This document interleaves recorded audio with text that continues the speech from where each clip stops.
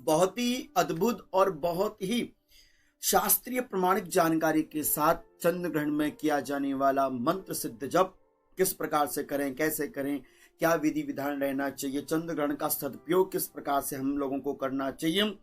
जो मंत्र की सिद्धि करना चाहते हैं, पाठ की सिद्धि करना चाहते हैं, स्तोत्र की सिद्धि करना चाहते हैं, नाम मंत्र की सिद्धि करना चाहते हैं, गुरु मंत्र को सिद्ध करना चाहते हैं, अथवा अन्यत्र कोई भी शाबर मंत्र हो, किसी भी मंत्र की सिद्धि के लिए हमको चंद्र ग्रहण का प्रयोग किस प्रकार से करना चाहिए, आज की इस वीडियो में मैं आप सभी को बताने वाला हूं। तो मैं आशा करूंगा कि आपको जो मैं जानकारी दूंगा ये जानकारी अपने आप में बहुत अद्भुत होगी, बहुत ही अविश्वसनीय जानकारी होगी कि चंद्र ग्रहण में जप का विधान क्या रहना चाहिए, किस प्रकार से हमको मंत्र सिद्धि करनी चाहिए और मंत्र सिद्धि का लक्षण क्या रहता है और किन किन मंत्रों का अथवा स्तोत्रों का हम जप कर सकते हैं।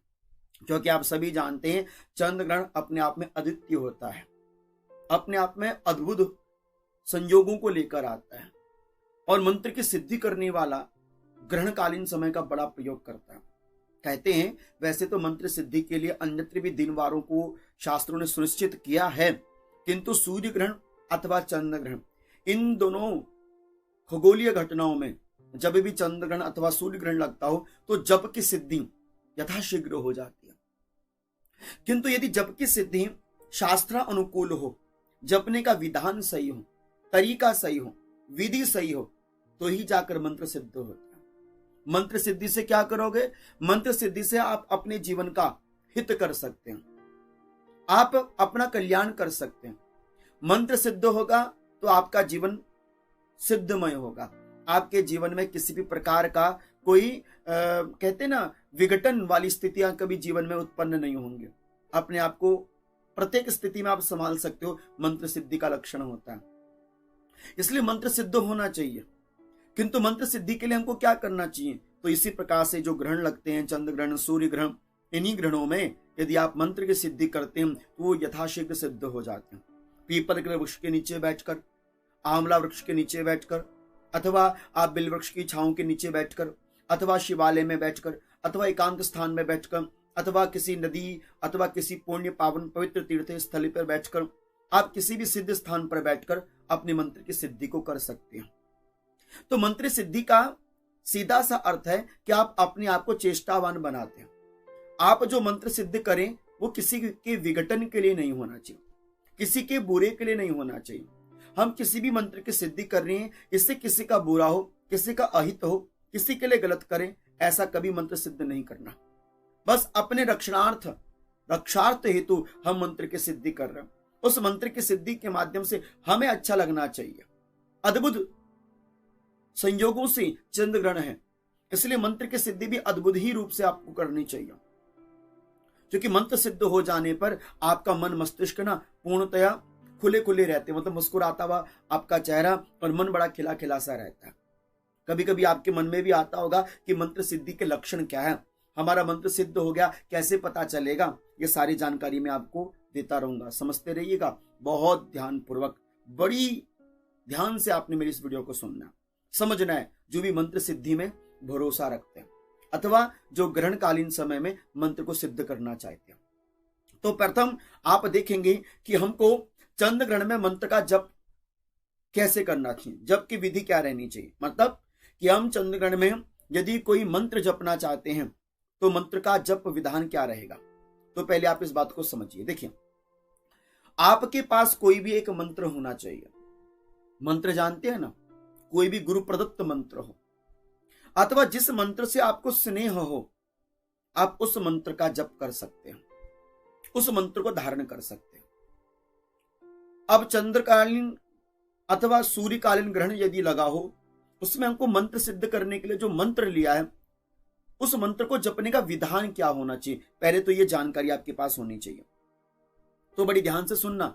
निर्णय सिंधु में लिखा है कि चंद्रे सूर्ये परागे च स्नात्वा पूर्वपोषितः स्पर्शादि मोक्ष पर्यंतम जपेन मंत्रम समाहितः। क्या कहा कि स्पर्शादि मोक्ष पर्यंतम जपेन मंत्रम समाहितः। शास्त्र ने कहा कि यदि आकाश में सूर्य ग्रहण अथवा चंद्र ग्रहण लगा हो तो मंत्र कब से प्रारंभ करना चाहिए जपने के लिए?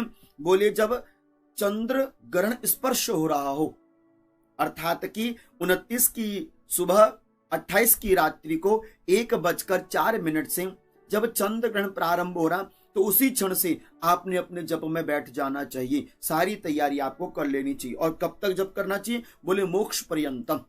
2:24 तक चंद्र ग्रहण रहेगा, तो इसलिए आपने 1-1.5 घंटे की इस अवधि में पूर्णतया तत्पर मन के साथ जप सिद्धि करनी चाहिए, क्योंकि रात्रिकालीन समय में चंद्र ग्रहण की छांव के नीचे की गई जप सिद्धि यथाशीघ्र सिद्ध हो जाती है। यह शास्त्रीय वचन है, यह हमारे गुरुजनों का वचन है। इसलिए आपको इस मंत्र की सिद्धि को जब ग्रहण प्रारंभ हो, मंत्र प्रारंभ कर दीजिए जपना, और जब मोक्ष हो जाए अर्थात कि ग्रहण समाप्त हो जाए तब आपका जप पूर्ण हो जाना चाहिए। कितनी संख्या में जप जपे, कोई भी सुनिश्चित संख्या नहीं रहती। जितना भी आपसे चंद्र ग्रहण कालीन समय में 1-1.5 घंटे के समय में जितना आपसे जप किया जा सकता है, यथा संख्यावत जप आपको जपना चाहिए। मंत्र मौखिक जपें, मानसिक जपें अथवा माला में जपें, तो आपकी मंत्र की सिद्धि आपने रुद्राक्ष की माला में ही करनी चाहिए। और ध्यान रखिएगा कि जिस भी रुद्राक्ष की माला में आप मंत्र की सिद्धि करेंगे, उसी मंत्र को आपने जो सिद्ध किया है उसी माला में सिद्ध होना चाहिए जिसको आपने ग्रहणकालीन समय में जपा है। इसलिए जब भी आप किसी भी मंत्र को जपेंगे तो उसी सिद्ध माला में जपेंगे जिस सिद्ध माला को आपने ग्रहणकालीन समय में मंत्र सिद्धि के लिए प्रयोग में लेकर आए थे। क्योंकि 2 प्रकार से मंत्र प्रभाव डालते हैं, एक माला की सिद्धि के माध्यम से, दूसरा जिस मंत्र को आपने उस माला में सिद्ध किया होता है। इसलिए उस माला को कभी आपने त्यागना नहीं है जिस माला में आपने बहुत निष्ठा से सिद्धि की हो। इसलिए जो सिद्धि करना चाहते हैं उनके पास रुद्राक्ष की माला होनी चाहिए, और रुद्राक्ष की माला लाकर उसकी प्रतिष्ठा करवा लीजिए, माला का संस्कार करवा लीजिए, माला का शुद्धिकरण करवा लीजिए। नहीं कोई मिलता है तो शिवलिंग के ऊपर रुद्राक्ष की माला को रखकर दूध दही घी से स्नान कराकर, गंगा जल से स्नान करवाएं, उसमें चंदन तिलक लगा के महादेव के चरणों में स्पर्श करके मन की मनोकामना रखकर कह दीजिए कि ओम ह्रीम अक्षमालिकाय नमः, इस भाव के साथ कि मैं इस माला में मंत्र की सिद्धि करना चाहता हूं, हे महादेव मुझे आप आशीर्वाद दीजिए। इतना कहकर वो माला आपके लिए जपनीय योग्य हो जाएगी। ऐसा मत कीजिए बाजार से लाए माला को जपना शुरू कर दिया। माला का पहले संस्कार किया जाता है, शुद्धिकरण किया जाता है। संक्षिप्त विधान मैंने आपको बता दिया। इस तरह से माला की सिद्धि, और उसी माला में आपने निरंतर अन्य मंत्रों का भी जप करते रहना चाहिए। अच्छा, दूसरा कि ग्रहणकालीन समय में कितने मंत्र जपें? अधिक मंत्र जपने की आवश्यकता नहीं है। जो भी 1.5 घंटे का समय आपके पास चंद्र ग्रहण का रहेगा उसमें केवल एक ही मंत्र को सिद्धि करने का प्रयास कीजिएगा, और जिस मंत्र को आप सिद्ध करने का प्रयास करते हैं निरंतर उसी मंत्र को सिद्धि में लेकर आइए। आप क्या करेंगे कि एक बार कोई मंत्र आपने ग्रहण में जप लिया, उसके बाद आप अन्य ग्रहण में कोई दूसरा मंत्र पकड़ लेते हैं। प्रयास यह करना चाहिए कि एक बार आपने कोई मंत्र सूर्य ग्रहण में अथवा चंद्र ग्रहण में पकड़ लिया है, उस मंत्र को तब तक जपिए जब तक आपको लगे कि यह मंत्र मेरे सिद्ध ना हो जाए।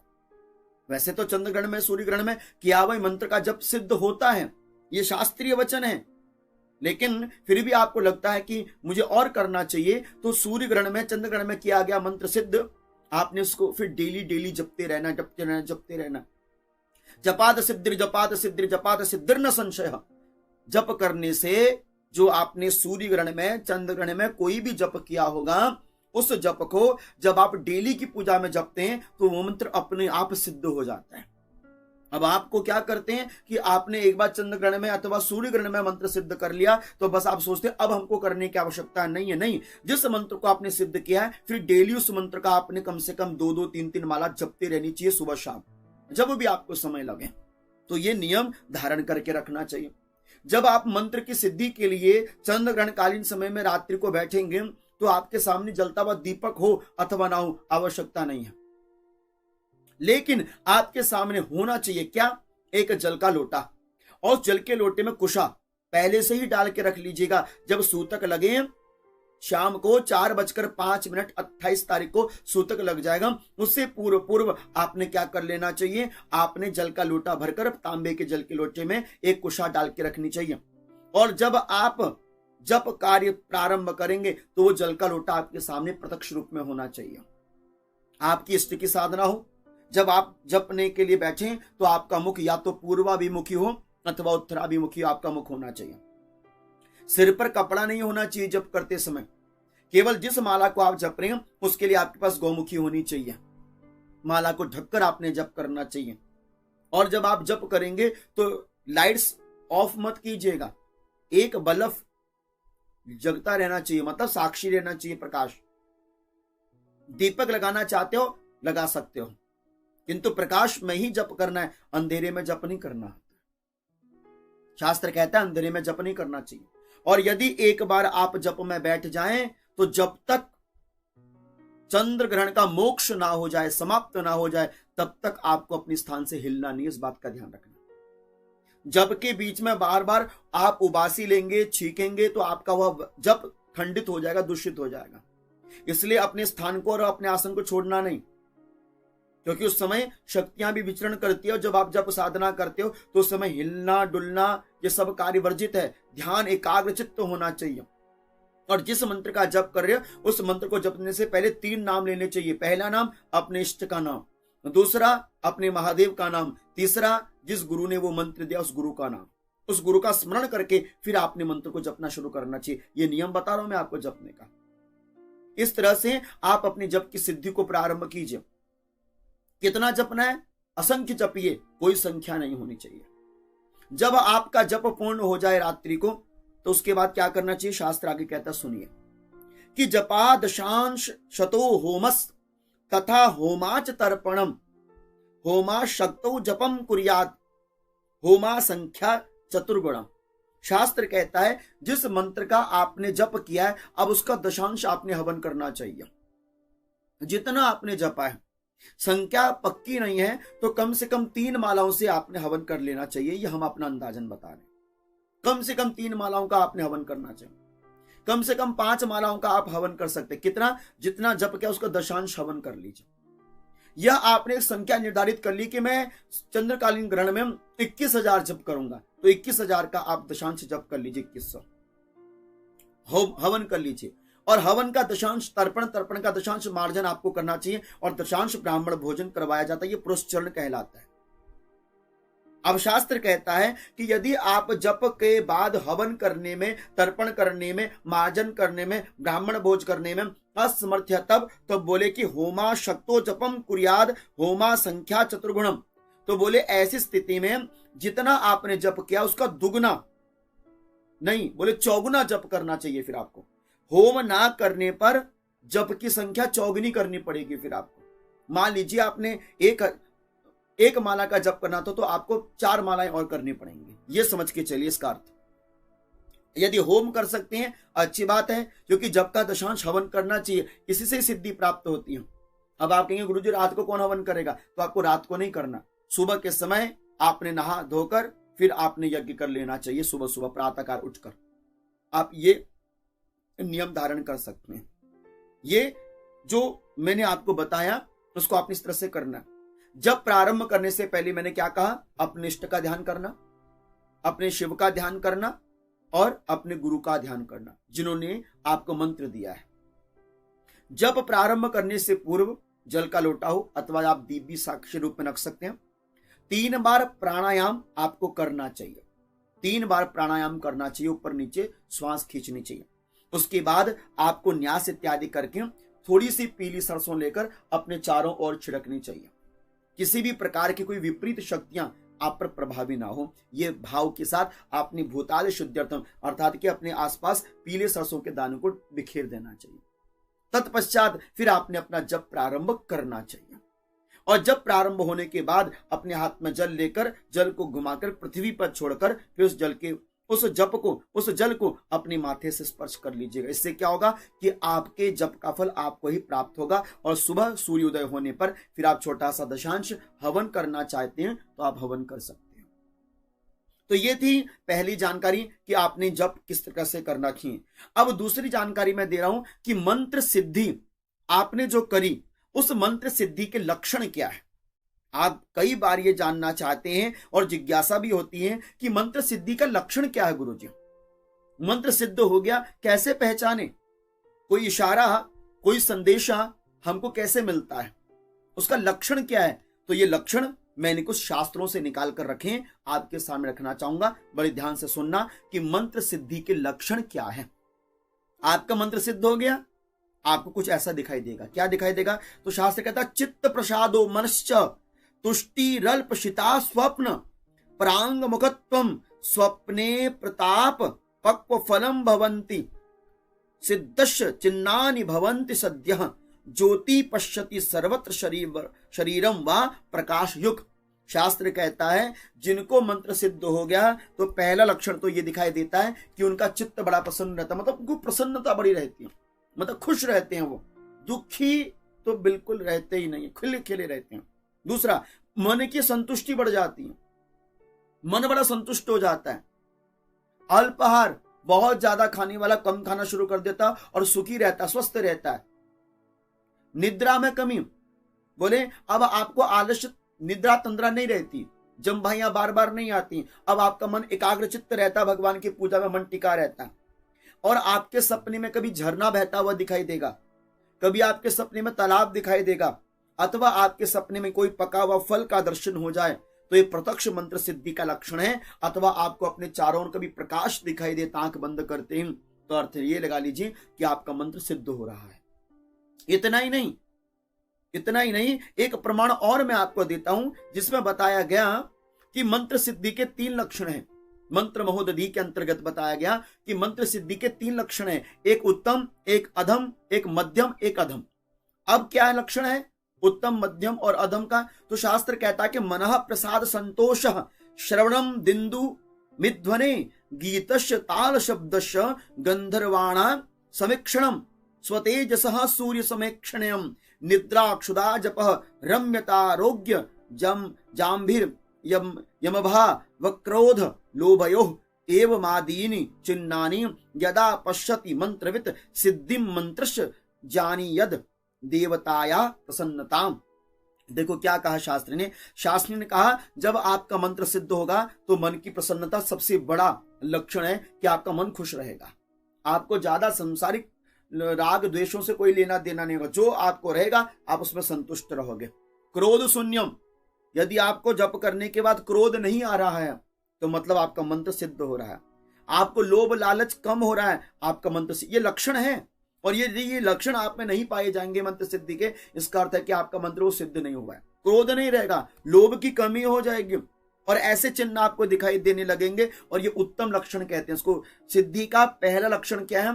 मंत्र सिद्धि का उत्तम लक्षण। इसमें क्या दिखेगा आपको कि आपको देव दर्शन होने लगेगा। आंखें बंद करोगे, थोड़ी देर ध्यान करोगे, आपके माथे पर आपको ज्योति चमकती हुई दिखाई देगी। आपको ऐसा लगेगा मेरे आसपास देवता है, ऐसा भाव आपको लगेगा कि मैं बहुत अच्छी प्राकृतिक की गोद में, मतलब अच्छा आपको अंदर से महसूस होगा।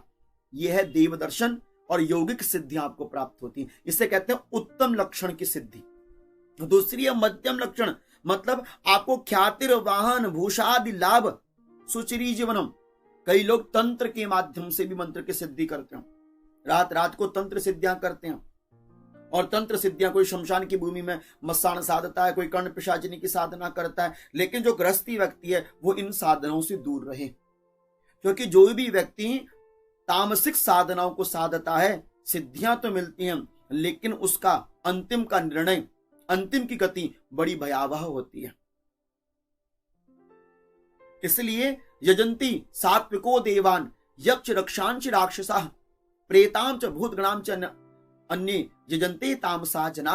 भगवान गीता में कहते हैं जो तामसिक लोग होते हैं वो मंत्र की सिद्धि कैसे करेंगे? बोले कि जानवरों की बलि देकर उटपटांग से तंत्र क्रियाओं को करेंगे, किसी को वशीकरण करने के लिए मंत्र की सिद्धि करेंगे, किसी के लिए मारण मोहन के लिए जप करेंगे। तो अनेक प्रकार से इस तरह से करते हैं वो लोग। तो इससे क्या मिलेगा? ख्यातिर वाहन इत्यादि मिलेंगे। यह मध्यम प्रकार का लक्षण है मंत्र सिद्धि का। और अधम लक्षण क्या है कि आपको ख्याति मिलेगी, वाहन मिलेंगे, लेकिन आपकी गति दुर्गति होगी। मतलब वो तांत्रिक जो सिद्धियां लोग करते हैं। इसलिए कई लोग क्या करते हैं कि ग्रहणकालीन समय में तांत्रिक सिद्धियों को करने का प्रयास करते हैं। वो चाहते हैं कि हम रातों रात विख्यात हो जाए, हमारा ख्याति प्राप्त हो जाए। मिलेगी ख्याति, कोई संकोच नहीं है, लेकिन जो गति होगी ना परिवार की, वो दुर्गति में जाएगी। इसलिए ये साधना केवल उनको ही साधनी चाहिए जिनके आगे पीछे कोई नहीं है। लेकिन जिनके परिवार हैं, बाल गोपाल हैं, ऐसे व्यक्ति को भूलकर भी ऐसी साधनाओं को बिल्कुल भी नहीं करना चाहिए। इसलिए ये कुछ सिद्ध मंत्र हैं जो आपको अपने लिए जपने चाहिए, जो आपका कल्याण करे, ना कि किसका नुकसान करे। ये दूसरी जानकारी है। अब तीसरी जानकारी देखिए, किन किन मंत्रों का हम जप में करें, किन किन मंत्रों का हम जप कर सकते हैं, अथवा किन स्तोत्रों को हम सिद्धि कर सकते हैं, ये तीसरा प्रश्न है।